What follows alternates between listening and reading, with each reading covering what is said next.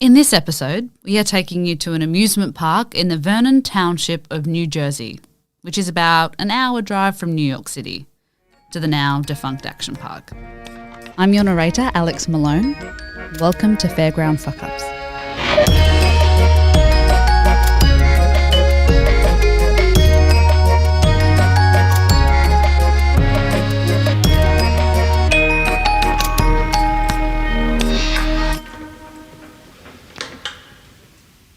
Some people say that you get the government you deserve. If you apply the same rule to fun parks, you could say that 1980s New Jersey got the fun park it deserved. A fun park born in the Ronald Reagan era, where red tape was cut and personal freedom was encouraged. Ever seen the MTV show called Jersey Shore? Well, those kids are the offspring of the men and women of the Action Park era. Action Park has many aliases. Traction Park and Class Action Park being two of the more apt ones. Local businessman Gene Mulverhill founded the park after he noticed that his ski slopes weren't making any money in the summer. Fortunately, the steep hillsides were perfect for water slides. Unfortunately, Gene did not bring a caring ethos along with him. From his perspective, people had to take responsibility for their own choices, or actions. Mulverhill's career began in the 1970s, at the height of the penny stocks, also known as pump and dump scams within the New York Stock Exchange, when salesmen would sell worthless stocks to unknowing customers for exorbitant amounts of money. Think the Wolf of Wall Street.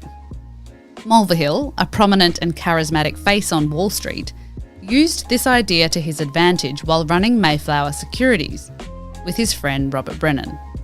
In 1973, the company eventually was suspended by the Securities and Exchange Commissions, the SEC, on the grounds of selling its customers worthless securities in a bankrupt electronics company, according to a 1974 write-up in the New York Times. Action Park, the infamous New Jersey amusement park where guests were encouraged to use life-threatening rides with sometimes deadly results, was so popular in the 1980s that even Donald Trump apparently once came to see what all the fuss was about. Trump was chatting up these teenage employees, trying to ask them about their jobs. Class Action Park co-director Seth Porges told Vanity Fair in a recent interview. And what they told me was that Trump, after actually seeing Action Park in person, didn't really want to be involved with the business venture. He viewed it as potentially too nutty for him. They're very similar personalities. I don't think anybody would argue with that, Porges said of Mulverhill, who died in 2012, and Trump.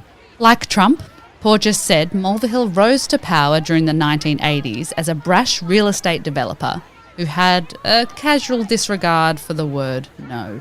It's hard to look at a character like Gene and not think of somebody like Trump, Porges added. And I think that's what makes it interesting. These guys were friends back in this era. One of them decided that he wanted to be Walt Disney, the other decided he wanted to be like Ronald Reagan. It's like, what would have happened if Donald Trump had opened a theme park? I think that's really what Action Park is. Mulverhill was cavalier in his approach to looking after the Action Park customers. And he thought that, just like a skier could lose focus and accidentally shoot off a cliff, so a 13-year-old from the Bronx could try and do a handstand on an unstable plastic sled and end up catapulting right through a hot dog stand. It wasn't his problem. He also had a deep enthusiasm for thrill-seeking water rides, which translated into buying a series of untested rides from sketchy European salesmen at theme park conventions. As a result, Action Park was the rare theme park where you had almost total control over your actions. No rules, no lines, and no guarantee you'd leave with your knees intact. The rides that did pass the inspections quickly attracted hordes of customers, mostly kids from urban New York and New Jersey, who possessed limited swimming skills, but a teenager's sense of invincibility and a robust attitude to authority. Most people probably wouldn't respond to being pulled from the bottom of a pool and resuscitated by telling the lifeguard to eat a dick and jumping straight back in. But that kind of thing happened all the time at Action Park. New Jersey etiquette also required customers to respond to safety instructions by nodding a bunch and then yelling, "Ha ha, screw you, asshole," and jumping down the slide head first. Things were not helped along by the numerous beer stands scattered throughout the park, which, according to numerous accounts, employed an extremely relaxed attitude towards checking ID. In the Waterworld area was the Tidal wave pool. The wave pool had no capacity restrictions, meaning that people would pack in like sardines, but with inferior swimming skills.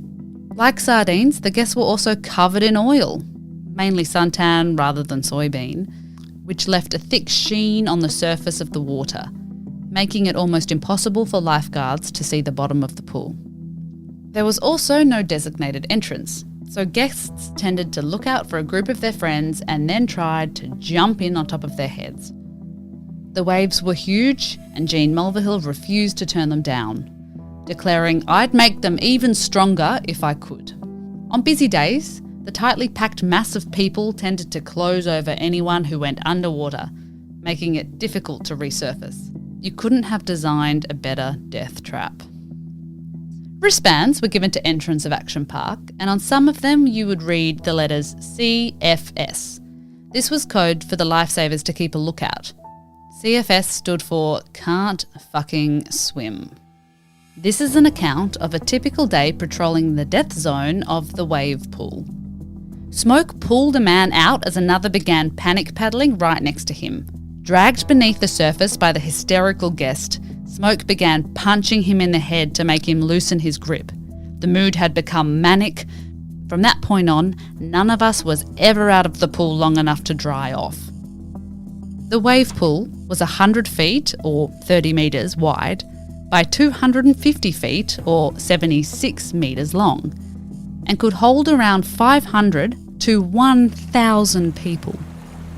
Waves were generated for 20 minutes at a time, with 10-minute intervals between them, and could reach as much as 40 inches, or 1 metre in height. It was not always obvious that pool depth increased as one got closer to the far end, and there were patrons who only remembered or realised that they could not swim when they were in over their heads and the waves were going full blast. Even those who could swim sometimes exhausted themselves, causing patrons to crowd the side ladders as the waves began, leading to many accidents. 12 lifeguards were on duty at all times, and on high-traffic weekends, they were known to rescue as many as 30 people, compared to the 1 or 2 the average lifeguard might make in a typical season at a pool or a lake. The first patron death occurred here in 1982. Another visitor drowned in this common water park attraction 5 years later. It was, however, the number of people the lifeguards saved from a similar fate that made this the only Waterworld attraction to gain its own nickname, the Grave Pool. The pool is still operational today, although it is reportedly much shallower. Only days after the drowning of 15-year-old George Lopez in the wave pool, 27-year-old Jeffrey Nathan was killed while on the Kayak Experience, an attraction that saw 20 kayaks travel along 1,000 feet of rapids. These rapids, as it turns out, were generated by underwater fans. Nathan reportedly flipped out of the kayak, a common occurrence for riders of this attraction. And while he was in the water trying to get back onto his kayak, one of these underwater fans short-circuited, electrocuting him. He went into cardiac arrest and died shortly after. This incident led to the permanent closure of the Kayak Experience, though the park would not take responsibility for the death and claimed they only closed it because people would be too intimidated by it. Next ride up, Aqua Scoot.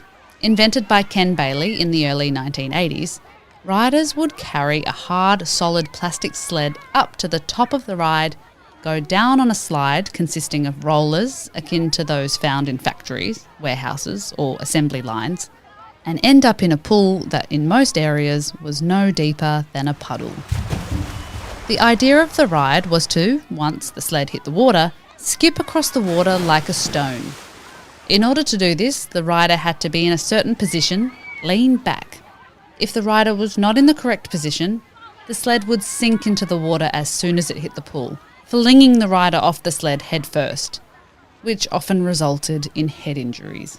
Other times, riders would be leaving the pool only to have others crash into them as they were riding. This ride consisted of parallel slides originally. At some point in the mid-1980s, a third slide was added. Each slide was 30 feet, or 9.1 metres long. The slides were sensibly removed when Intrawest took over the resort in 1998. The interviewees in the Class Action Park documentary described the Tarzan Swing as one of the most popular rides in the park. Guests would grab a 20-foot cable and then swing over a spring-fed pool of water, which at one point wasn't water at all, but rather a cushioned area, and theoretically jump in when the rope reached its height. Some people held on too long and scraped their feet on the concrete. Others got into the pool but were shocked by just how cold the spring-fed body of water was. In 1984, according to the Weird NJ story, a man was so stunned by the coldness of the water that he had a heart attack and died. Others would sometimes need to be rescued by lifeguards, briefly forgetting how to swim due to the shock of just how cold the water was. One of the lifeguards, known as the Lion, due to his tattoo of the King of the Jungle, had a little side scam going on. He would tell the guests to hold their jewellery in their hands due to the bumps in the ride making it unsafe to wear it around their necks. So once the guests hit the cold water, they would let go of their heirloom. The Lion would go after his shift and swim around the pool to pick up the jewellery and take it back and stash it in his treasure trove. Disembodied teeth also ended up lodged in the 60-foot-high Cannonball loop, an enclosed water slide resembling a twisted party straw, complete with a 360 degrees loop. 2 riders emerged with abrasions caused by scraping against the embedded teeth at breakneck speed.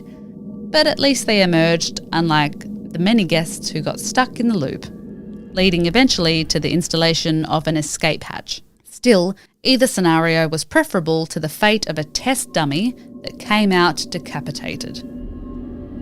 You must be asking yourselves, how does a park with so many injuries and deaths survive for so long? Jean came up with the answer for that. Have a fake insurance company. Give it a posh name. And do not settle insurance claims ever. Once word got around the local legal community that Action Park would fight every single case and never settle, some lawyers backed off, or were hesitant to take on new cases as they knew it would be in court for years.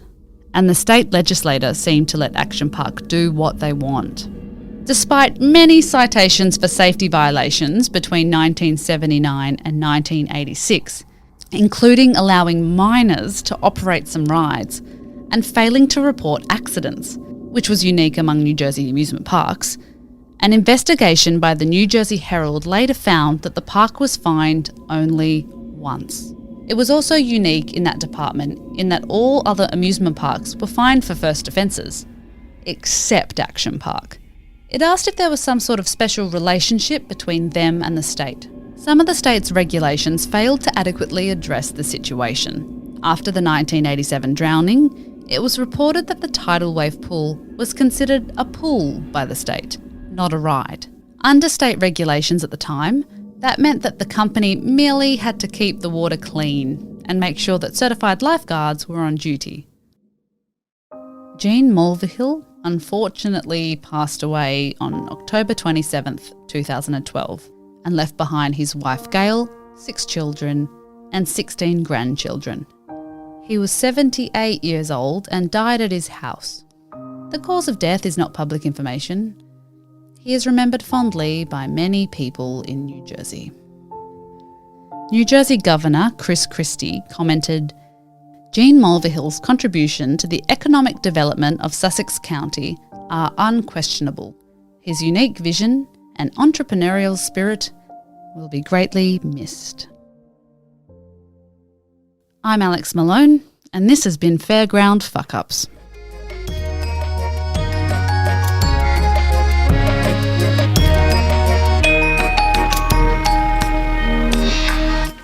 Season 1 of Fairground Fuck-ups will continue with new episodes released every Monday. This podcast was produced by Piccolo Podcasts. We make branded podcasts for local businesses or companies and produce our own original shows. If you want to know more about Piccolo Podcasts or are thinking of starting your own show, head to our website piccolopodcast.com.au or find us on Twitter and Instagram at Piccolo Podcasts. The link to our website is in the episode notes.